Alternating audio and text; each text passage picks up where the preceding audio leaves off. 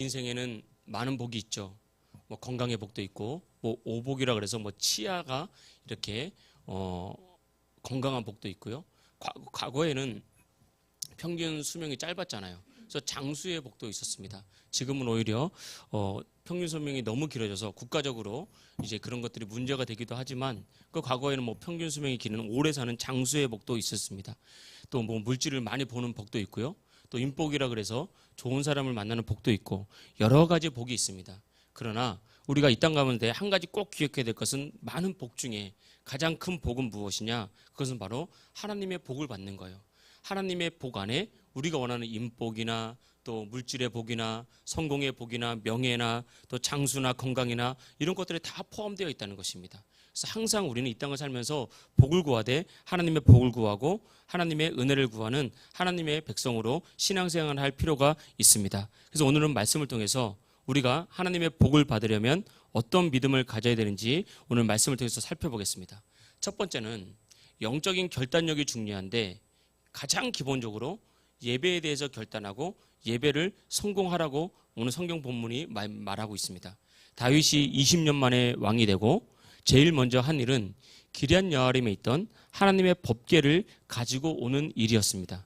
이 법궤, 하나님의 법궤는 임재의 상징이거든요. 임재의 상징이고 6절 후반절에 보면은 이렇게 되어 있습니다. 이는 여호와께서 두 그룹 사이에 계심으로. 이 법궤를 보면 법궤에 이렇게 천사의 날개가 있어요. 케루빔이라 그래서 이 케루빔을 우리나라 말로 번역할 때 그룹이라고 번역했는데, 천사의 날개처럼 이렇게 천사가 덮고 있습니다. 이걸 말하는 거예요. 그 가운데 이제 천사가 덮고 있는 여기에 이제 상자, 큰 상자가 있죠. 법궤라 그래서 그 안에 하나님의 임재를 상징하는 법궤가 있습니다. 근데 제일 먼저 한 일은 이렇게 하나님의 임재를 상징하는 법궤를 가지고 오는 일. 이것이 다윗이 제일 먼저 한 거예요. 이 법궤가 왜 기럇 여아림에 있었냐면, 이 법궤가 20년 전에 블레셋과 전쟁을 하다가 사무엘의 두 아들이 이 법궤를 블레셋에 빼앗겼습니다. 근데 블레셋 사람들이 이 법궤를 뺏어다가 자신들이 섬기는 신인 아스돗이라는 신이 있었는데, 자신들의 이제 섬기는 신 다곤이라는 신이 있었는데, 이 다곤이라는 신이 이 블레셋 지역 아스돗이라는 지역에 있었습니다. 그래서 이 하나님의 법궤를 다곤의 신전에 가지고 갔어요. 그리고 이제 같이 이제 하나님의 법궤를 넣어놨습니다. 그런데 한밤을 지내보니까 다곤의 팔과 다리가 잘려 있고 목이 잘려 있고 다 무너진 거예요. 이걸 보고 블레셋 사람들이 깜짝 놀랐죠. 그런데 더 큰 문제가 어떻게 생겼냐면, 이 자신의 신상들 다곤이 완전히 무너져 내린 것뿐만 아니라 이 아스돗에 하나님이 재앙을 내려서 독종이 생겼습니다. 다시 말해 지금으로 말하면 유행병, 이 전염병이 생겨서 온 이 블레셋 사람들이, 이 아스돗에 있는 사람들이 독종으로 고통을 당하고 사람이 죽어가는 거죠. 그래서 블레셋 사람들이 너무 두려워서 이 하나님의 법궤를 다른 땅, 이 블레셋 지역에 있는 다른 땅인 가드 지역으로 옮겨갔습니다. 근데 이 가드에서도 똑같은 재앙이 일어나는데, 어떤 재앙이 일어났냐면 똑같이 막 이 독종이 일어나고 많은 사람들이 죽는 그런 일이 일어났습니다. 그래서 블레셋 사람들이 깨달은 거예요. 이 이스라엘이 섬기는 여호와 하나님은 우리가 섬기는 다곤보다 강하다. 그리고 여호와 하나님이 우리 블레셋에 있는 한 우리 블레셋은 여러 가지 이유로 망할 수밖에 없다. 이 두름에 빠져서 이 법궤를 이스라엘로 돌려보내기로 작정하고 소수레에 태워서 이스라엘로 돌려보냈는데, 마침 그 소가 어디로 갔냐면 이스라엘의 벳세메스라는 지역으로 가게 됐습니다. 근데 이 법궤는 거룩한 하나님의 임재이기 때문에 대제사장이 아니고서는 볼 수도 없고 만져서도 안 되는 그런 하나님의 임재의 상징이잖아요. 안 그러면 죄 때문에 죽게 되거든요. 그런데 이 벳세메스 사람들이 이 법궤가 되게 궁금했나 봐요. 그래서 법궤가 온 지 얼마 되지 않아서 법궤 속에 뭐가 들어있는지 궁금해서 이 법궤를 들여다보다가 또 거기에 있는 수많은 사람들이 하나님의 재앙으로 죽어버렸습니다. 하나님의 거룩한 임재에 견디지 못해서 많은 사람들이 죽었죠. 이 사건으로 두려워진 이 벳세메스 사람들이 우리도 이 법궤를 가지고 있기가 힘들다라는 생각을 가지고 이 법궤를 메고 기럇 여아림에 있는 아비나답의 집에 법궤를 옮겨갔습니다. 그리고 나서 이 아비나답의 집에 20년 동안 법궤가 있었던 거예요. 근데 사실은 20년 동안 있었기 때문에 사울이 왕이 되었을 때 이 법궤를 찾아왔어야 돼요. 20년 동안은 사울이 왕이 된 시기고 20년 후에 다윗이 왕이 됐거든요. 이 사울이 법궤를 찾아와야 되는데, 문제는 사울이 왕이 되고 나서 이 법궤를 완전히 잊어버린 거예요. 왜냐면 자기 일이 너무 바쁜 거예요. 왕이 얼마나 바쁩니까? 해야 될 일이 바쁘고 또 할 일이 많고 또 자신의 뜻을 펼치고 또 한편으로는 왕이 된 후에 권력과 세상에 빠져서 법궤를 잊어버린 거예요. 생각지도 못한 겁니다. 그러다가 20년이 흘러버린 거죠. 그리고 20년 만에 다윗이 왕이 되었을 때 항상 다윗은 예배하는 사람이었잖아요. 항상 다윗은 기도하는 사람이었거든요. 다윗의 마음속에 늘 품었던 이 법궤가 다시 하나님의 성막에 와야 되는데, 원래 법궤가 어디 있어야 되죠? 과거에는 솔로몬 성전 짓기 전에는 성막이라 그래가지고 그 성막의 지성소 안에 법궤가 들어가 있어야 되는 거예요. 근데 이제 다윗이 왕이 되기 전까지는 이 성막이 어디 있었냐면 실로라는 지역에 있었어요. 실로라는 지역에 성막이 있었지만 블레셋 전쟁과 패하고 또 다윗이 왕이 되고 난 다음에 이 법궤를 다윗성으로, 이제 이 성막을 다윗성으로 가지고 왔습니다. 그래서 이 다윗성의 있는 성막의 지성소에 이 법궤를 넣고 싶어서, 정말 거기 있어야 되는 자리니까 그 법궤를 사모해서 다른 일을 다 뒤로하고 제일 먼저 이 법궤를 가지고 오려고 이스라엘의 지도자들과 이제 상의를 하고 법궤를 가져오기로 결정을 한 것입니다. 이 다윗이 20년 만에 왕이 됐잖아요. 그 중에 13년 동안은 도망자였습니다. 그리고 7년 동안은 유다 한 지파만의 왕이었어요. 그래서 사실은 20년 동안거든요. 그랬기 때문에 다윗은 유다의 지파 왕이 되고 난 다음에도 늘 불안하고 염려와 걱정이 많았습니다.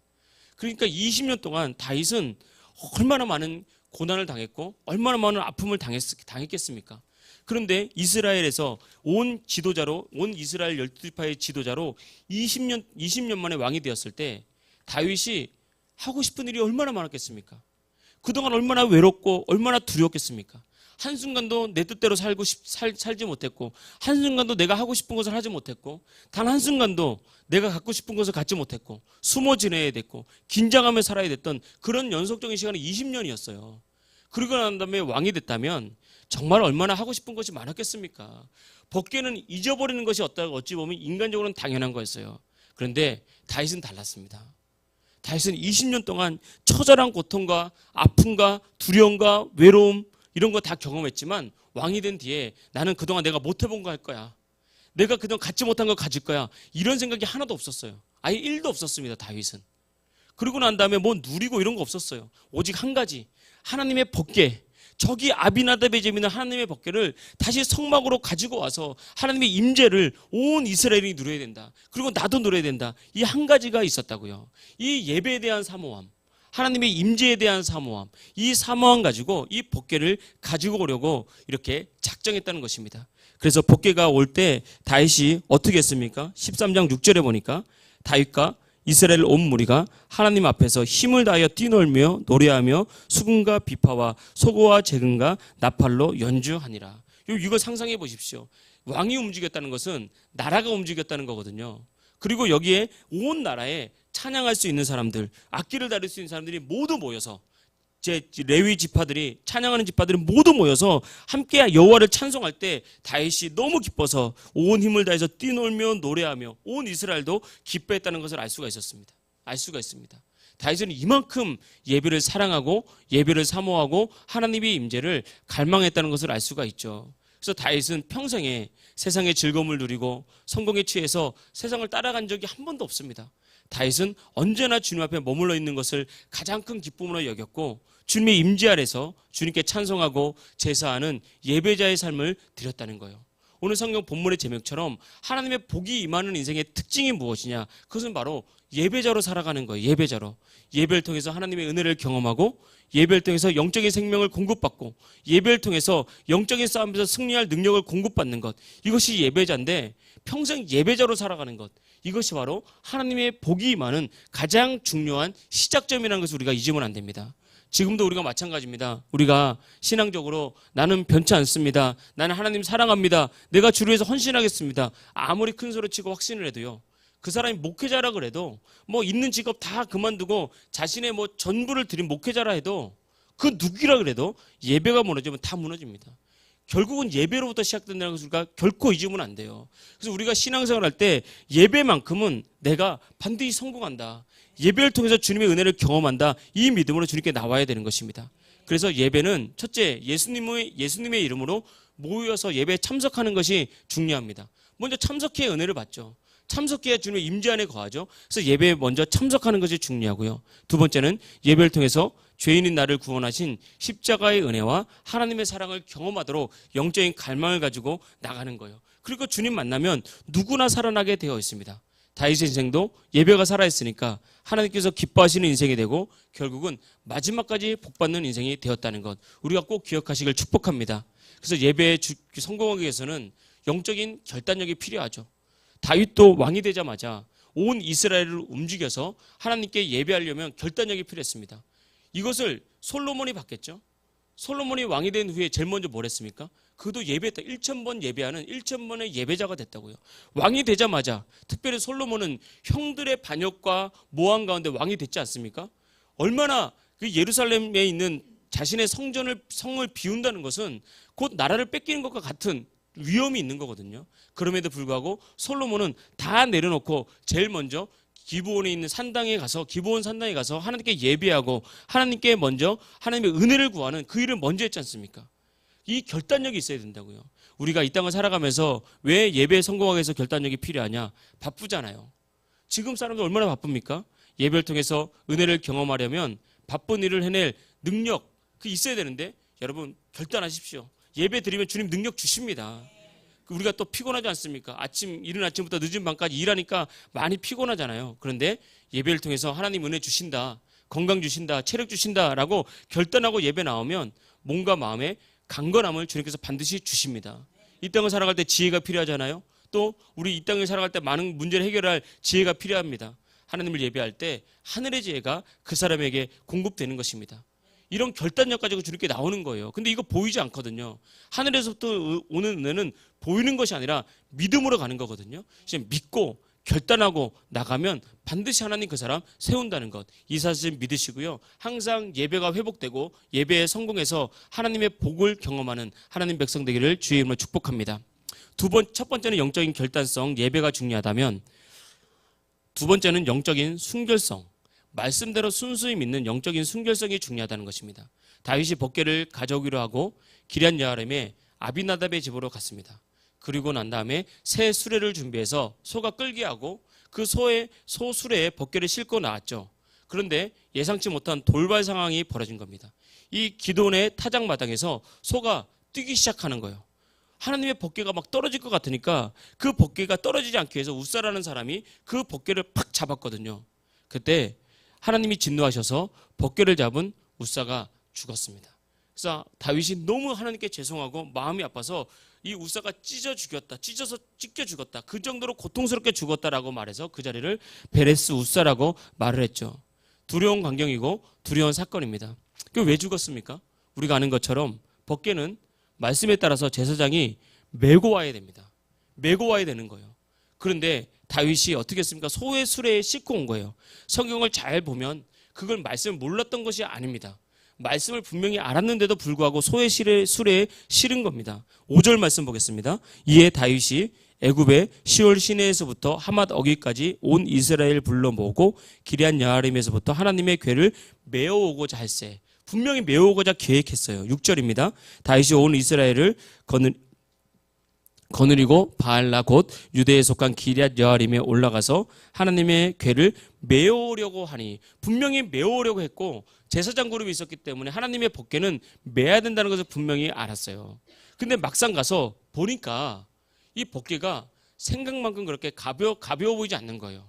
굉장히 무거워 보이는 거고, 또 이왕이면 이제 우리가 다 같이 찬송하고 막 그렇게 하려면 이제 새 수레에 소가 끌고 오는 것이 좋겠다라고 다윗이 판단하고 지도자들도 판단한 거죠. 다시 말하면 말씀에 자기의 판단이 들어간 거예요.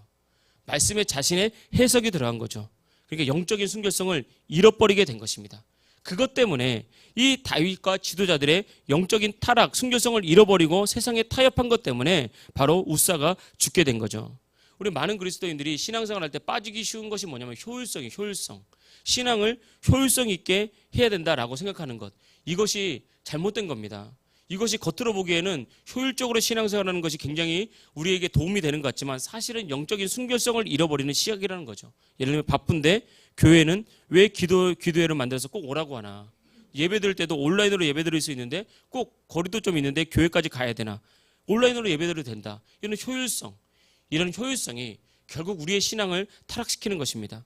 바쁜데 뭐 전도도 하러 오라 그러고 봉사도 하러 오라 그러고 수요예배, 금요예배, 새벽예배 오라 그러고 이런 것들이 효율성으로 접근하면 아무런 의미가 없다는 거예요. 그리고 여러분 얼마나 바쁩니까? 여러분 우리가 운동하면서 건강을 위해서 운동하는 사람들도 많잖아요.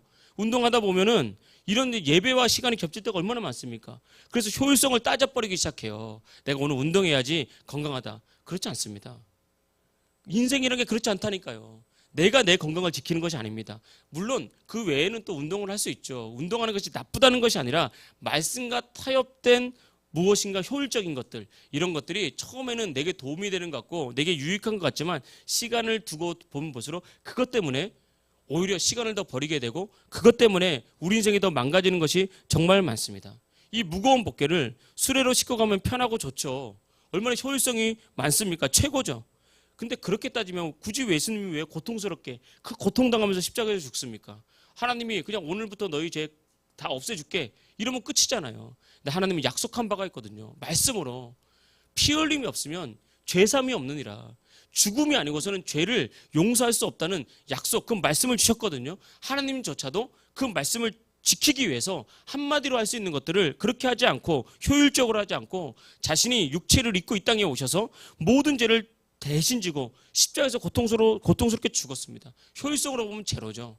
고통과 아픔이 있는 거잖아요. 그냥 말 한마디로 끝내버릴 수 있는 것, 이런 것들 그렇게 하지 않았습니다. 여러분, 그래서 우리가 항상 기억해야 됩니다. 우리가 신앙생활 할 때 이런 영적인 순결성 중요하죠. 뭐 효율성뿐만 아니라 예배가, 우리 처음에 예배를 살리자 그랬는데 예배가 살리기 위해서는요 항상 기도로 예배가 준비되는 게 중요합니다. 그래서 목회자나 찬양팀이나 방송팀이나 속장님들 이게 똑같은 것 같지만 기도로 준비된 것과는 완전 틀려요. 사람이 보기에는 또 별로 틀리지 않은 것 같아요. 그러나 기도로 준비되면요 영적인 세계에서 놀라운 변화가 나타납니다. 그것이 때가 되면 분명히 역사합니다. 우리 삶도 마찬가지예요. 내가 오늘 예배했다고 해서 뭐 특별한 일이 일어나는 게 아니에요. 내가 오늘 기도했다고 해서 뭐 특별한 일이 일어나지 않을 수도 있습니다. 그러나 내가 오늘 드리는 예배, 내가 오늘 드리는 기도가 보이지 않는 영적인 세계에서는 놀라운 변화를 만들어내고 있는 거예요. 그 변화의 결과를 우리가 만나는 것입니다. 그래서 기도로 준비해야죠. 그리고 우리 예배할 때 우리가 이왕이면 일찍 와서 예배하기 중요합니다. 미리 와서 기도로 예배를 준비하는 거죠. 찬양팀이 예배 시작하기 전에 먼저 와서 예배로 준비하면서 은혜를 사모하는 이런 모습이 필요하고요. 또 예배를 드릴 때는 하나님의 임재를 사모하면서 낮아진 마음, 겸손한 마음으로 주님 은혜가 꼭 필요합니다. 은혜를 구하면 찬양을 하던 말씀을 듣던 기도를 하던 그 인생은 반드시 하나님의 은혜가 임하게 되는 것입니다. 그래서 반드시 예배를 살리는 거예요. 그래서 우리가 예배를 효율성으로 접근하면 안 된다. 예전에 이런 경우가 있었어요. 제가 이제 잘 아는 목사님 새로운 가족이 왔어요. 새 가족으로 왔는데 그분이 횟집을 하시는 분이었어요. 횟집을. 그러니까 장사를 하니까 주말이 얼마나 바쁩니까? 그런데 횟집이 너무 안 되는 거예요. 이제 꼭 문을 닫게 생겼어요. 문을 닫게 생겼으면 또 반대로 바쁘면 하나씩 바쁘지만 이 장사란 게 또 손님이 없으면 그냥 시간이 남아도는 게 장사잖아요. 그러면서 이제 교회에 온 거예요. 여기 교회에 와서 말씀을 듣고 기도를 하고 또 목사님 말씀을 듣다 보니까 아, 하나님이 축복하시면 복을 받는구나. 그렇게 이제 은혜를 받았어요. 그런 다음에 이제 하나님의 축복하시면 복을 받고 우리가 믿음으로 살아야 된다. 이렇게 하나님 도와주신다. 이런 믿음을 이제 말씀을 듣고 은혜를 받았어요. 그런데 교회를 나오다가 어느 날부터 안 나오기 시작하는 거예요. 교회를. 안 나오기 시작해서 신방을 갔답니다. 신방을 갔더니 아 목사님 진짜 목사님 말씀대로 횟집이 다시 회복돼 장사가 되기 시작하는데 주일날 손님이 너무 많아서 교회를 갈 시간이 없다고. 뭔가 지금 이게 이제 잘못된 거죠. 우리 이렇게 생각을 해요. 주일날 이 예배 시간 빠지고 돈 벌고 일하면 돈 더 많이 벌 수 있다 생각하거든요. 물론 돈 더 많이 벌 수 있겠죠. 근데 이게 장기적인 관점으로 내 거 안 됩니다. 우리 또 이런 생각 가지고 있어요. 오늘도 저기 학생이 한 명 왔는데 주일날 뭐 빠져가면서 뭐 공부하고 막 그러면 이제 내가 이 시간 예배 안 드리고 뭐 빠지고 공부하면 얼마나 많이 할 수 있는데 내가 예배 드려서 교회로 왔다 이런 생각들이 있거든요. 그런 생각 잘못된 생각입니다. 아니에요. 그 어리석음. 그게 아니라 인간의 꾀에 빠지면 안 됩니다. 가장 좋은 것은 그게 지혜가 됐건 능력이 됐건 물질이 됐건 건강이 됐건 가장 좋은 것은 항상 예배와 하나님의 말씀으로부터 나온다는 거예요. 그래서 여러분 신앙생활 할 때 항상 신앙생활을 효율적으로 즐거움으로 하지 말고 그냥 말씀대로 순결하게. 그래서 여러분 신앙이란 것은 좀 힘들다 싶을 정도로 하는 거예요. 현실적으로 힘들 수밖에 없잖아요. 이 여러분 이제 오전에 얼마나 피곤합니까? 이게 가끔 이렇게 뭐 이런 거 있어요. 저는 이제 수요일이 공휴일일 때가 있잖아요. 그럼 혼자 생각합니다. 저는 목사니까 야 오늘 공휴일이니까 이제 직장에 출근들 안 하면 좀 더 예배 드리겠다. 함께 좀 더 기도해야 되겠다. 그러면요 공휴일날 더 없어요. 예배 시간에. 왜냐하면 오랜만에 쉬기 때문에 피곤하잖아요. 참 푹 자야 되잖아요. 그 마음 저도 이해합니다. 얼마나 피곤하겠습니까? 진짜 피곤하겠죠. 근데 이제 푹 자고 나면 눈 팅팅 붓고요. 그건 더 피곤해요. 오히려 루틴이 깨져서. 아니면 그게 아니라 그럼에도 불구하고 예배 드리는 거죠. 여러분 이게 바로 신앙생활 때 힘들다 싶을 정도로 예배하고요. 좀 힘들다 싶을 정도로 기도하고 또 힘들다 바쁘다 너무 바쁜데 이럴 정도로 헌신하는 게 좋습니다. 그 안에서 능력이 나오고 그 안에서 기쁨과 열매가 나오는 것입니다. 그래서 여러분 십자가를 거쳐야 부활이 나오는 거고요. 힘든 헌신을 거쳐야 기쁨이 나오는 거고 기도에서 능력이 나오는 거예요. 그래서 여러분 우리가 신앙을 효율적으로가 아니라 순결하게 우리가 말씀 그대로 신앙생활하면서 하나님의 복을 경험하길 주의 이름으로 축복합니다. 마지막 세 번째는 하나님의 임재의 복인데 임재에 대한 영적 임재에 대한 중요성입니다. 다윗이 이렇게까지 하나님의 복궤를 가져오려고 했던 이유는 다윗은 하나님의 임재가 무엇인지 알았어요. 하나님의 임재가 있을 때 자신의 삶이 열리고 나라가 복을 받고 가정이 살아나는 것을 다윗은 몸소 체험했습니다. 다윗은 도망자로 13년 동안 있었다 그랬잖아요. 근데 놀라운 것은 도망자로 13년 동안 있으면 무너지고 망하고 망해야 되는데 성경은 늘 보면 다윗은 점점 강성해지는 인생이 됐어요. 도망자인데도 사울 왕보다 더 강했어요. 도망자인데도 이스라엘 백성들이 다윗을 더 좋아했어요. 이것이 어떤 일로 일어났냐? 그것이 바로 다윗은 하나님의 임재가 나와 함께 있다. 하나님이 나와 함께 있기 때문에 이런 복이 임했다는 것을 알고 있었어요. 그렇기 때문에 이 무리수를 둬가면서까지 하나님의 복궤를 가지고 오려고 했다는 것입니다. 여러분 그래서 우리가 항상 신앙생활 할 때 영적 임재가 우리의 복의 근원이라는 것을 꼭 알아야 됩니다. 야곱은 성공을 해서 속임수를 잘 쓰는 사람이었습니다. 인간적으로 보면 꼭 여우와 같은 사람이죠. 자, 손해볼 때는 쏙 빠지고 이득이 있을 것 같으면 나도 언제 와 있는지 모르게 딱 찾아서 이득 자기 거 다 챙겨가고 좀 얄미운 사람이죠. 이런 사람이 인간적으로 성공한다면 참 얼마나 좀 속 쓰리잖아요, 인간적으로. 그런데 가만히 보면 야곱은 복을 받고 에서는 복을 받지 않고 오히려 버림받았다 그랬습니다. 오히려 에서는 정직했어요. 남자다웠어요. 일한 만큼 벌려고 그러고 이런 사람이었거든요. 그런데 왜 하나님은 야곱을 선택하고 야곱의 복을 주었냐? 그것은 야곱은 영적인 복을 사모했고 에서는 영적인 복에는 관심이 없기 때문에 그렇습니다. 이 영적인 복은 보이지 않거든요. 영적인 복은 보이지 않으니까 사람들이 별로 관심이 없어요. 근데 당장 돈은 눈에 보이고 당장에 아버지께 받을 유산도 눈에 보이고 당장 나의 배를 채울 팥죽도 눈에 보여요. 근데 영적인 장자권은 보이지 않는 거예요. 언제 이루어질지도 모르고 이게 진짜인지도 모르고 아니면 내가 경험되지 않은 거니까. 그래서 형에서는 눈에 보이지 않는 영적 장자권, 영적인 임재, 복, 영적인 복이 관심이 없었다고요. 눈에 보이는 것에만 관심 갖고 살면서 성공과 돈과 명예와 권력을 따라가다가 결국은 영적으로 파산된 그런 인생이었습니다. 근데 야곱은 인간적으로는 좀 부족할지 몰라도 영적인 은혜를 사모하면서 임재를 사모하면서 나갈 때 자신의 영적인 인간적인 부족함도 주님 앞에서 깨지고 회복되고 결국은 영적인 것을 갈망하다가 복을 받고 축복의 주인공이 됐다는 것. 우리가 이걸 알 수 있습니다. 지금도 마찬가지입니다. 우리가 좀 사람의 눈에 보기에는 다소 어리숙하고 남들 눈에는 부족해 보이고 어리석어 보일 수 있어요. 꼭 저렇게 살아야 되나? 뭐 일을 해도 저렇게 해야 되나? 부족해 보일 수도 있습니다. 그런데 하나님의 임재를 사모하는 자에게 결국 하나님의 복이 임하는 거예요. 그래서 성경은 분명히 말했습니다. 사람의 지혜가 하나님의 어리석음이 사람의 지혜로운 것보다 더 지혜롭다. 꼭 기억하십시오. 하나님의 약함이 인간의 강함보다 더 강하다는 거예요. 그래서 지금 사람의 보기에 어리숙하고 사람의 보기에 어리석어 보여도 뭐 상관없어요 그냥. 물론 그 무시하라는 것은 아닙니다. 이왕이면 다 지혜로운 게 좋죠. 그러나 본질적으로 여러분 하나님 앞에 영적인 임재를 사모하고 그 임재를 딱 있으면요.